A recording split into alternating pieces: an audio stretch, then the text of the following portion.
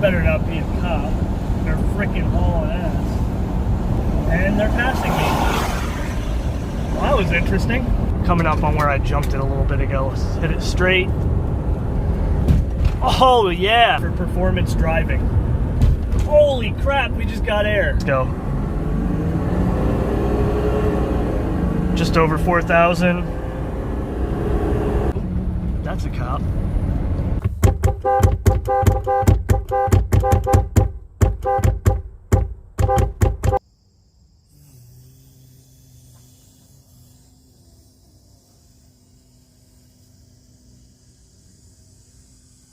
This is not the Doug DeMuro channel, so I'm not going to waste a whole bunch of time showing you a bunch of switches in this car.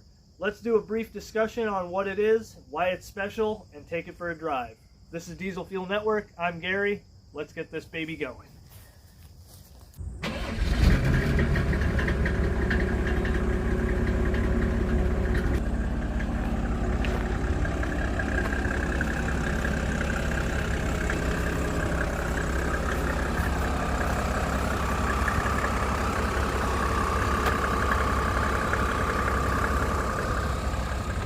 Hello, ladies and gentlemen. Today we're going to talk about the best car I've ever owned, purchased, or driven. It's slow, it's big, and it's old. Well, depending on who you ask, it's not really that old. But it's 2.5 decades old. Funny thing is, it's actually the newest car I've ever owned. And although my Isuzu back there is a 2006, is technically the newest thing I've owned. As far as cars go, this is a 1997 Mercedes-Benz E300. That is a naturally aspirated OM606 diesel. Inline 6, 3 liter, twin overhead cam, 24 valve. 134 horsepower, 155 pounds-feet of torque. Today, I'm going to tell you why you need to buy an old Mercedes diesel and what kind of incredible value you can find out of a car like this. This thing only cost me $1,500. I wouldn't say it's the cheapest car I've ever actually owned, but I will say this: as far as the cars and not the trucks, the most amount of money I've ever spent on a car was $2,000. And actually, it was $1,900, not $2,000. $1,900 I spent on my Miata that I recently sold, and I made a lot of money on that car too, because I got it in a state of non-running condition for such a small amount of money, and then drove it for a couple years, enjoyed it, and I sold it on for a lot more. So this thing popped up on Marketplace during the winter for $1,700. Best I was able to get it for was $15,000. But I have never been happier with a car. Now, one of the reasons why it was cheap is right there. The rear door, obviously it had a crash of some kind, and it was replaced with a door that was also previously crashed. But, you know, it's a 2.5 decade old Mercedes that I believe was taken care of for a long time until it maybe got into the hands of the last couple of owners. And only because, not because it wasn't really taken care of, but more the fact that it wasn't able to be restored inside. And then you get your typical, you know, I don't even know if you can see that really, but like, you can probably definitely see that. The roof paint is faded, and the hood is all faded out. But actually, and I'll put it this way, I've washed this, but I've not tried waxing it or buffing it or anything, and that most of the paint on this will really clean up. Yes, it does have some rust, but only on the outside. This is one of the only vehicles I've ever owned where some of the outside of the body has rust, but the underside is absolutely immaculate. I don't have any way to put this up right now other than ramps or a jack, so we're not going to go under there and look. But you can take my word for it. This thing is really rust-free. I mean, besides that little bit of body rust. These are actually known for having the bodies rust out, and not known for having the underside rust out. So, let's take a look underneath that hood at really what makes this car special. Just one of the great cool things about these old Mercedes You open the door and it actually has your interval for oiling up your door hinges. Isn't that freaking amazing or what? For driving more than 100 miles an hour, plus 7 PSI on the tires. So what other car do you know of, or car manufacturer do you know of, that would give you the recommended tire pressure for over 100 mile an hour driving?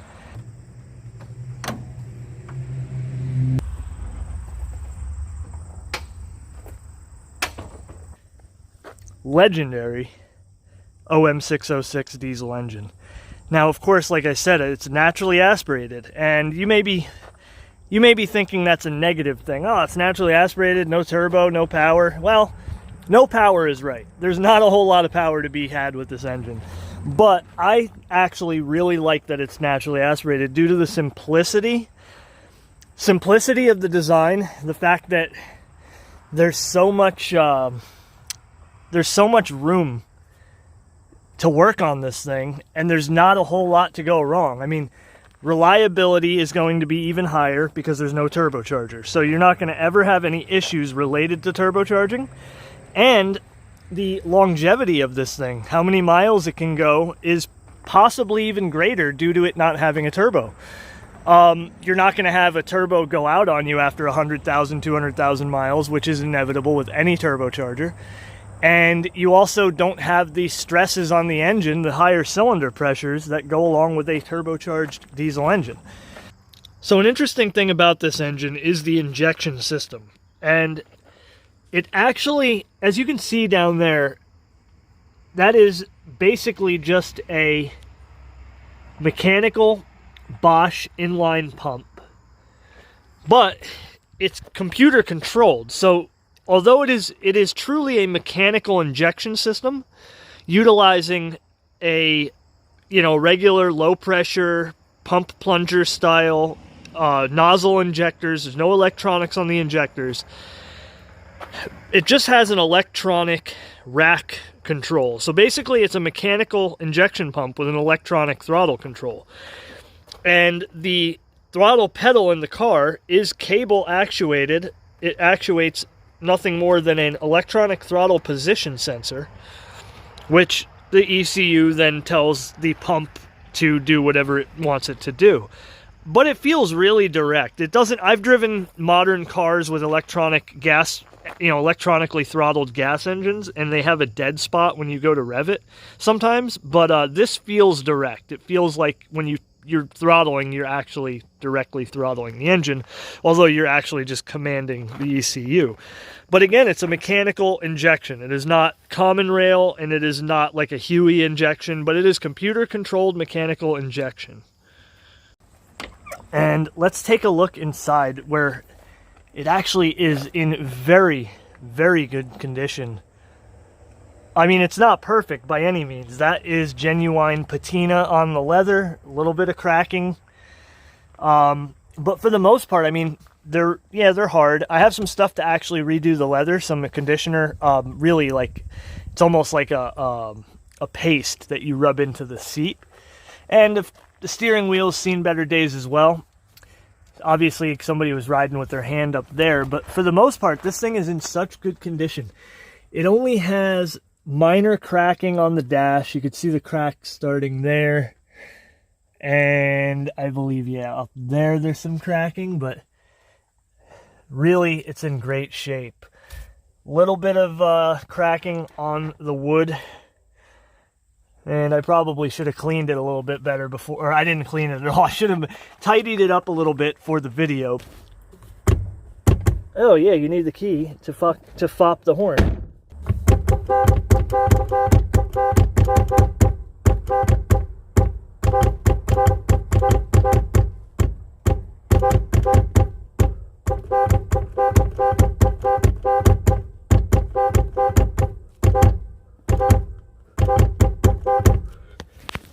So that's fun. It's got a nice dual tone horn and a really good layout of the button that you can actually play it properly. And let's crank her on up again. And we'll go check out that engine and listen to it clatter. Oh, that smells good. She's not, I only just started it. It's not warmed up yet, but it actually quiets down even more when it warms up, but it's always pretty loud at idle.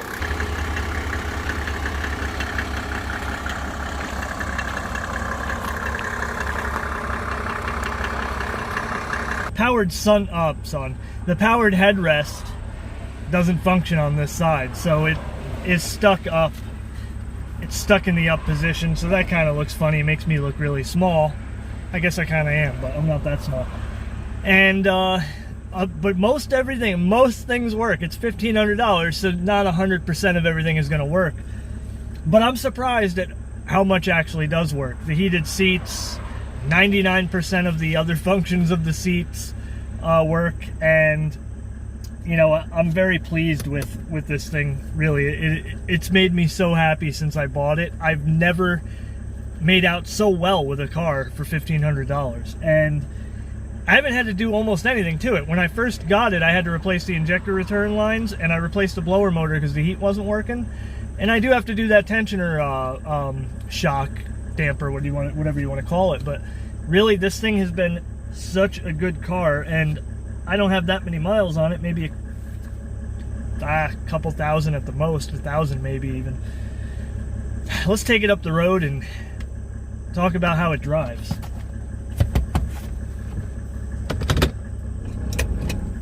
Another cool thing, it's got an old style, like an old school foot handbrake, or a handbrake.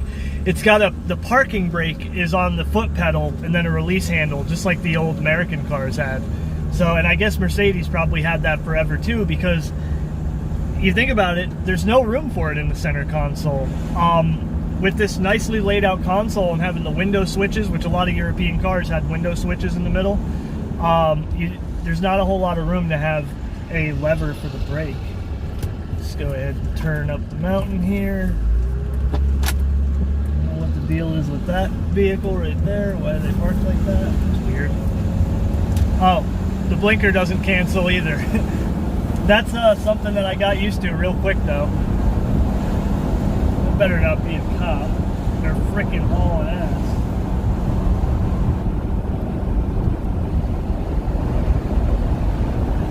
And they're passing me. Well, that was interesting. I wish I had some more angles on that. It's a Ford Explorer, and it had some weird thing on the roof. I thought it might have been a cop. I was fully prepared to be pulled over right now, but yeah, I guess that's what happens. Drive a Mercedes old diesel with no turbo up a hill, people are going to pass you. But actually, to be honest, I was already going the speed limit, and they hit like 70 or something when they went by me. Not really. But they probably did up this hill, though. No, they probably only hit like 65 or so, 60. Can't really go too fast up this road. So anyway, you know what? I gotta put the windows up because I don't know what I'm doing. I'm an amateur at filming cars, and you can't have the windows down when you're filming because you're just gonna hear wind noise. And I learned that the hard way when I filmed my truck the other day, even though I already should have known that. All right. So this thing makes so much power down below 3,000 RPM that for the most part you never need to go above that RPM. And again, it reminds me, it does remind me of a car I used to own. I used to own a 1988, it was actually my second car ever, a 1988 BMW E28, a 528e. The slowest model they made, other than the diesel, which they made a turbo diesel that might have actually been faster than the 528e.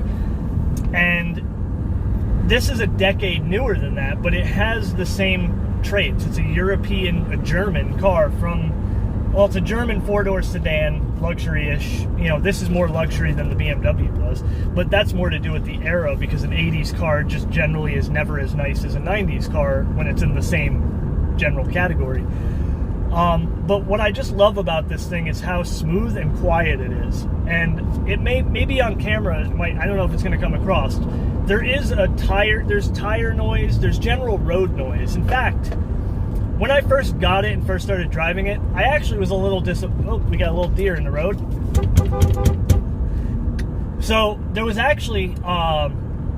I was actually disappointed when I first got this thing. I was thinking, you know what, this is not quiet enough.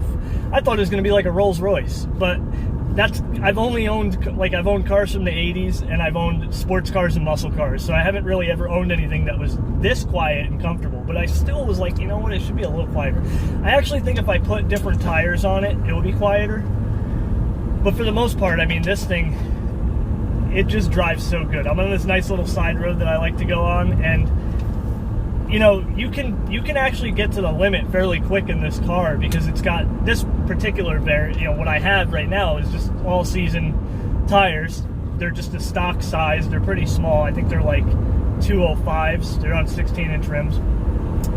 And there's a very short amount of the limit is low. I'll put it that way. You know, and it's if you smoothly drive it, it'll want to understeer at the limit. But if you're a little bit aggressive with it, it'll come out. You'll get oversteer with it. The limit will be towards understeer. If you drive it smoothly, it'll go until it wants to lose grip at the front. But if you're aggressive with it or you drive it just right, you can get the tail out. Mostly just under like lift off, oversteer, or throwing it into a corner. Now I haven't really done a lot of that with it. I only very briefly. I've tried it. A little bit of just testing the limit of the car, but I can tell that there's definitely, it's a great chassis. This thing handles phenomenally well, and it does so at low speeds, so you can you can enjoy. That's the great thing about a slow car. Whoa, that road is really messed up now. Even with a car like even a soft riding Mercedes, you still crash into bumps. And then there goes that engine. I don't know, can you hear that? It gives you a nice, like when you lay into it and you get it up past 3,000 RPM, it really starts to sing. It gets a nice, like, you hear it all from the front. There's no exhaust note. There is on the outside, a little tinny, like, and it's all at the back. There's no leaks or anything on this thing, which is amazing for a 1500. Oh my, yeah, that wasn't as bad as I thought it was going to be. There was a cut in the road, in the gravel through the road. I thought that was going to be a big bump. Here's another one. Yeah, it's worse if you go slower, I guess. Road under construction. I guess I'm going to turn around. I mean, this road is only just go anywhere. But, do I have air conditioning? So, $1,500 old Mercedes. It only has half of the air conditioning. And what I mean by that is because it has a dual climate zone, the passenger side gets air conditioning and the driver's side gets heat. So I gotta fix that. I don't know exactly what the issue is. Whoa, that's sick. There's a well truck sitting up on the stands, like the whole front end is off the ground. That's pretty cool.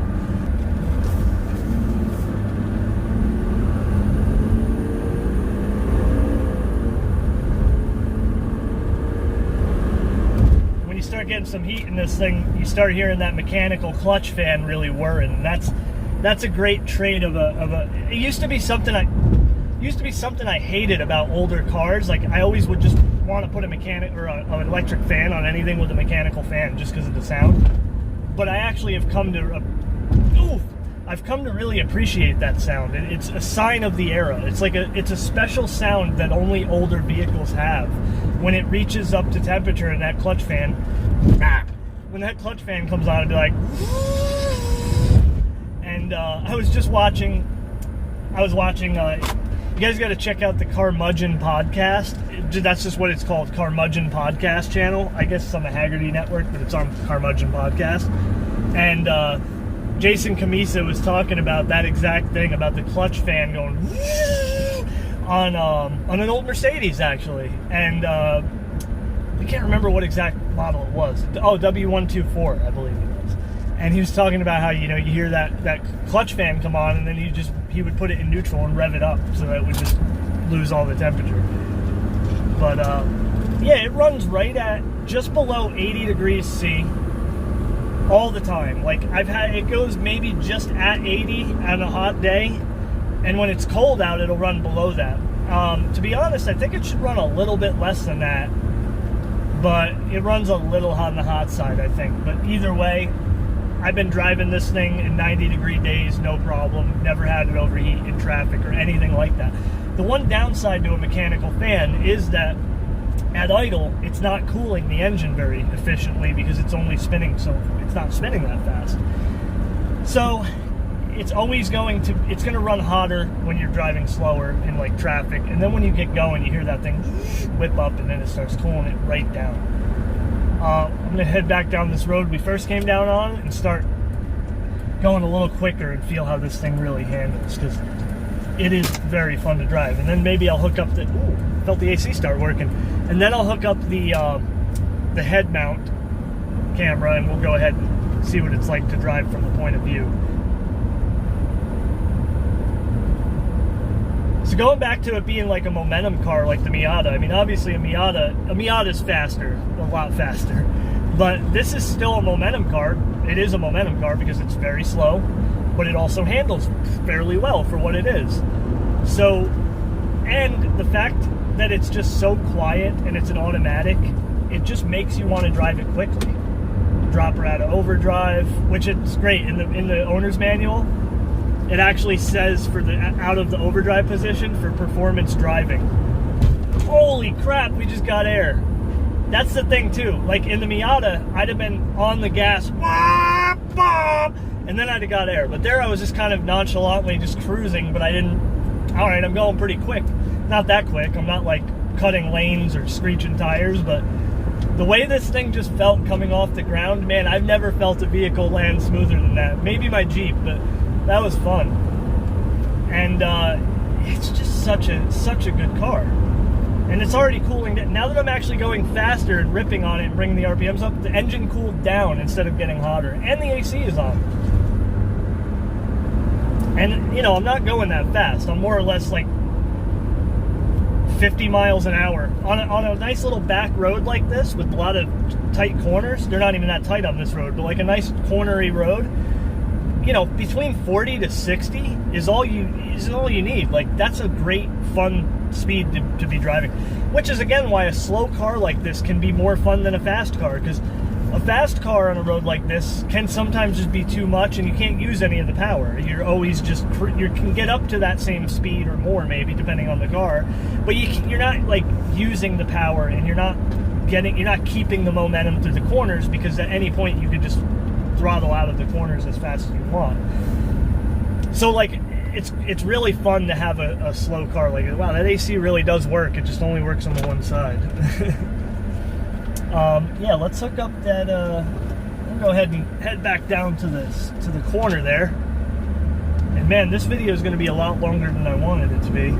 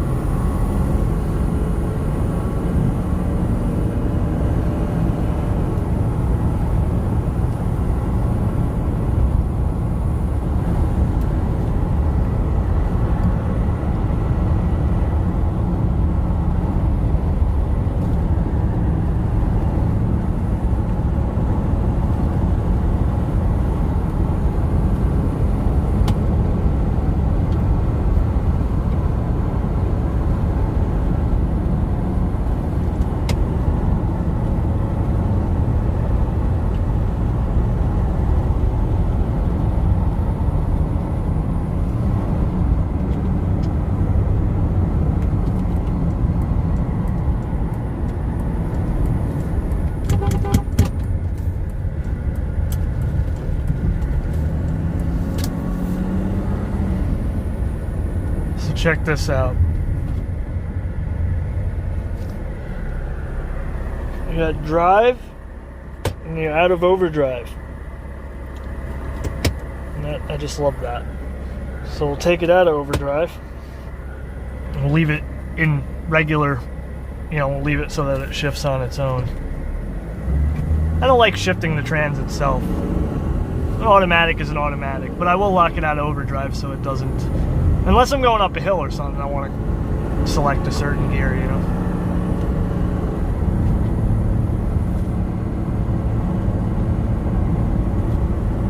AC's on, she's not overheating.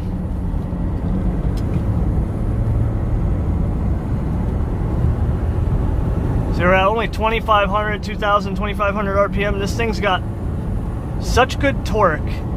And you know what? I always like to say this reminds me of like a primitive electric car, because the engine is so quiet and smooth in its power delivery that you don't feel it or hear it for the most part. And obviously, if you can, if you have the radio on especially, you don't really hear it. But it's such a quiet, smooth engine that it pulls such right off idle that it's almost like electric in the way that it delivers power. And it's a very confidence-inspiring car to drive. It's not a sports car. It's not even a sports sedan. It's just a base variant of a regular car. Now, of course, they did make the AMG version, which is a sports sedan, but this is the softer, more normal version. And there's, of course, something in the back making noise now. But, I'm only going 45 miles an hour through that corner, but it feels fun. It's fun to go through the corner, just barely pushing it. I'm not even screeching. I'm not pushing the limit whatsoever. It's just a spirited drive.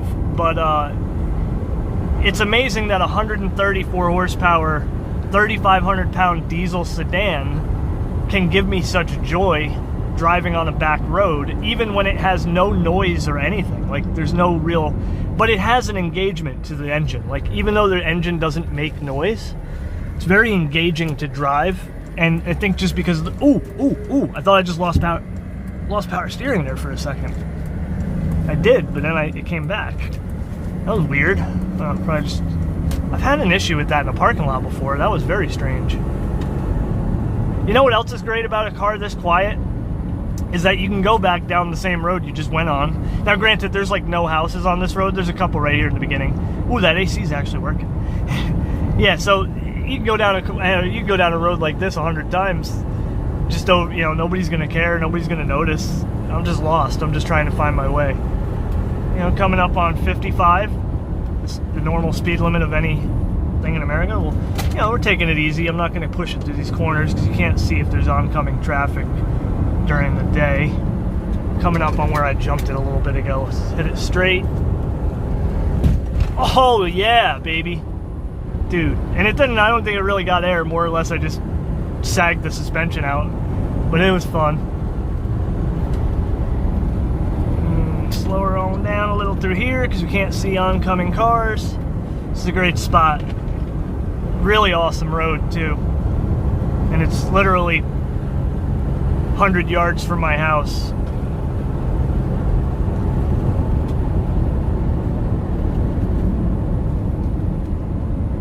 Now, it's like a half mile from my house, maybe.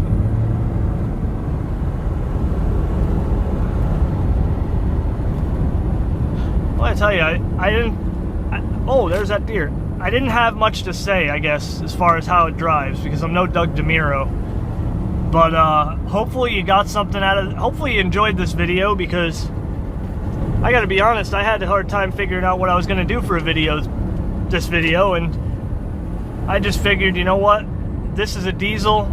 Let's think outside the box a little bit, but still stay inside the box. I'll just do a video on my daily, my normal car that I drive every day. And of course, I'm no normal person, so my normal car is a 2.5 decades old diesel Mercedes is my idea of a regular, normal daily driver. So, oh, I actually just realized I was out of overdrive, and I accidentally just dropped her into third. And back into fourth, and then over into normal overdrive. And you know what else is interesting? So this thing actually revs out pretty high on the highway because it's geared to be able to pull all the weight with only 134 horsepower. So on the highway at like, I think like 70 or so, I'm at about 3,000 RPM. It's pretty revvy, you know, 3,000, pretty high up there. But it's, again, it's still so quiet and smooth at that RPM that it just doesn't matter, and it delivers the power from 3,000 really good. So basically, it takes off if you're already at highway speed. It almost seems faster at highway speed than it is at normal speed. Like taking off right now, let's go. Just over 4,000. Really hear that fan screaming. And I'm not flooring it. There goes 45, 50, shifting at 4, there goes 60. Took forever. Now I'm not, that's not the 0 to 60, I'm not flooring it, but actually only because I can't floor it right now. There's some issue with it where if I floor it, it doesn't want to shift, and it's not a transmission issue, it's a power issue, because if I floor it, ooh, that's a cop. Although I think they're just living there.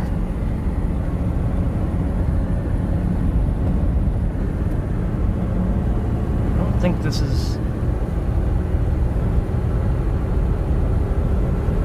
I don't think this is the county or whatever that cop was from, but I'm not about to risk it either.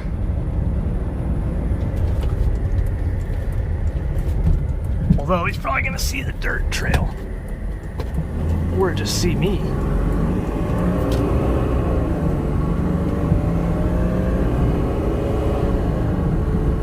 Speaking of seeing, I can't see anything. So it's not slow. I mean, whoops, I did it again. I got my stupid hand laying on the shifter, and I forgot that I had dropped it in overdrive, out of overdrive, which I also did by accident because my hand was on the shifter. Yeah, I think that cop lives there maybe. Either way, we are out of here. Wow, I'll tell you what. Oh, I left that window open. Dang, that whole time that window's been open, I didn't even realize it. The back window. AC is actually working pretty good, too.